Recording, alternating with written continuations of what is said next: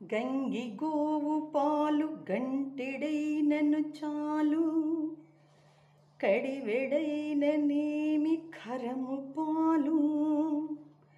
భక్తి కలుగు కూడు పట్టెడైనను చాలు, విశ్వధాభిరామ వినురవేమా.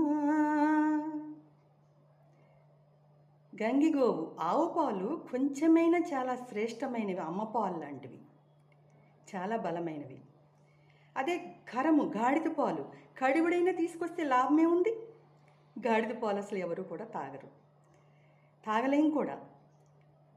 అలాగే భక్తి కలుగు కూడు అంటే భక్తితో పెట్టిన భోజనం, ప్రేమతో పెట్టిన భోజనం కొంచెమైనా మనకి వంటబడుతుంది, బలంనిస్తుంది. చాలా ఆనందంగా కూడా ఉంటాం మనం. ఎలా అంటే పిల్లలు ఇంట్లో అమ్మ పెడితే ఇష్టం కదా అమ్మ అంటే, అలా ఇష్టమైన వారు ఏది పెట్టినా ప్రేమతో పచ్చడేసి పెట్టినా, కారం వేసి పెట్టినా తినేస్తాం మనం. బాగోలేదు అనం, ఇంకా వేయమని అడుగుతాం. అమ్మ అయితే ముద్దలు చేసి పెడుతుంది, తింటాం చక్కగా, వంట పడుతుంది, బలంనిస్తుంది. ప్రేమతో తింటాం, వదలం మనం, మొత్తం ఫుడ్ తినేస్తాం. అదే ప్రేమతో బాక్స్లో పెట్టిస్తుంది స్కూల్కి వెళ్ళి తినమని, కానీ అక్కడ అమ్మలేదుగా, ఆయాలు ఉంటారు.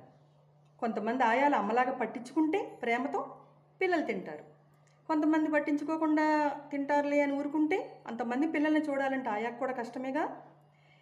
ఏదో తిని అదే అమ్మ వండిన ఫుడ్డే, ఇంట్లో చక్కగా తిన్న ఫుడ్డే తినకుండా ఆ బాక్స్ని ఇంటికి తీసుచేస్తారు. అప్పుడు అమ్మ బాధపడుతుందిగా. ఎంత కష్టపడి చేస్తుంది అమ్మ మీకోసం, ఎంత కష్టపడి పెడుతుంది స్నాక్స్. ఇంటి దగ్గర అమ్మ చక్క ప్రేమగా పెడితే తింటారు, స్కూల్లో అయితే వదిలేసి తెచ్చేస్తారు. కానీ ఒక్క క్షణం ఆలోచించండి, అమ్మ చేతి వంట ఎంత బాగుంటుంది. చక్కగా తినాలి, స్కూల్కి వెళ్ళి కూడా తినకుండా తేకూడదు. బోల్డు ఖర్చు పెట్టి కొన్న ఫుడ్డు, బోల్డ్ టైం వెచ్చించి మీకోసం వండిన ఫుడ్డు తినకుండా తేకూడదమ్మా. భక్తి గలుగు కూడు పట్టెడైనని చాలు కదా. చక్కగా ప్రేమతో పెట్టిన భోజనం కొంచెమైనా చక్కగా తిని ఇంటికి రావాలి. చూడండి, ఇంకా గమనిస్తే మీరు ఇంటి దగ్గర చక్కగా తిన్న పిల్లలు ఫంక్షన్ అని చెప్పి వెళ్తారు. వెళ్ళిన తర్వాత వాళ్ళు వడ్డిస్తారు, చక్కగా వడ్డించి వెళ్ళిపోతారు. అందరూ తింటూ పక్క వాళ్ళు తినంగానే ఇస్త్రాకు మడవంగానే మనం కూడా ఇస్త్రాకు మడి చేయాలి, గబగబా తినాలి. తినబుద్ధి కాదుగా. సగం భోజనం కూడా తినకుండా ఇంటికి వచ్చేస్తాం. మళ్ళీ అమ్మ పెడితే ప్రేమగా ఏది వేసి పెట్టినా తినేస్తాం. అంటే భక్తి కలుగు కూడు పట్టెడైనను చాలు, చక్కగా తినాలి, ప్రేమతో తినాలి. ఆ తినే భోజనాన్ని కూడా మనం ప్రేమతో తినాలి. ఎవరు పెట్టినా అమ్మని గుర్తు చేసుకుని ప్రేమతో తినాలి. ఒకవేళ హాస్టల్లో ఉండాల్సి వచ్చిందనుకోండి, రేపు ఫ్యూచర్లో ఏదన్నా దేశానికి వెళ్ళాల్సి వస్తుంది, పరాయి దేశానికి జాబుకి, అక్కడ కూడా అమ్మని గుర్తు చేసుకుంటూ ఏ ఫుడ్ వండుకున్నా మీరు ఎవరు పెట్టినా ప్రేమగా ఇష్టంగా తినాలి. మనం తినే ఫుడ్లోనే అమ్మ ఉంటుంది, అమ్మ ప్రేమ ఉంటుంది. ప్రకృతే మన అమ్మ, ప్రకృతి ఇచ్చిన ఆ ఫుడ్ని అమ్మ పెట్టినట్టుగా అనుకుని అమ్మ, ఆ ప్రకృతి అమ్మ ఆ ఫుడ్ని పారేయకూడదు, బాధపడుతుంది పారేస్తే. ఒక్క మెతుకు కూడా పారేయకూడదు, కింద పడకూడదు.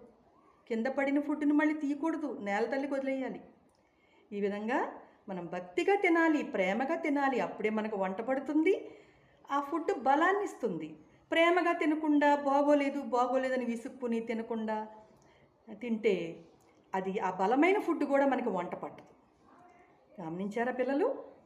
ఏ ఫుడ్ అయినా, ఏది పెట్టినా, ఎక్కడ ఉన్నా, ఎవరు పెట్టినా ప్రేమగా గుర్తు చేసుకుంటూ అమ్మని ఆ ఫుడ్లో చూసుకుంటూ తినాలి. తింటారు కదా.